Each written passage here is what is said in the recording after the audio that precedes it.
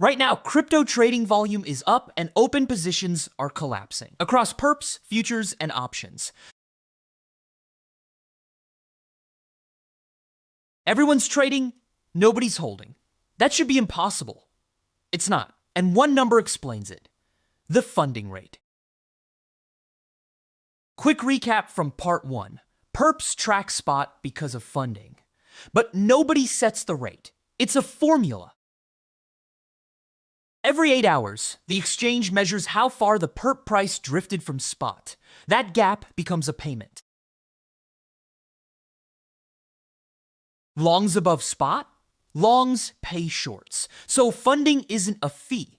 It's a bribe for taking the unpopular side.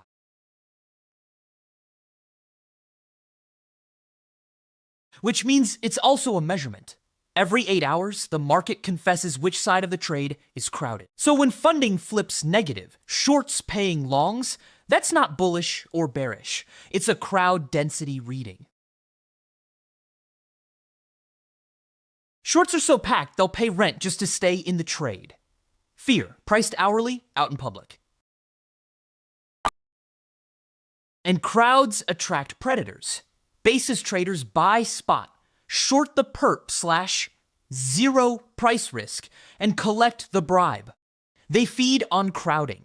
Extreme funding never lasts because free money summons a crowd, and crowds kill free money. But notice what that means. A huge chunk of positions is leverage stacked on leverage. Bribes and bribe farmers. Now, the opening paradox solves itself. When price moves hard, that leverage tower doesn't exit. It gets liquidated. And a liquidation is a forced trade.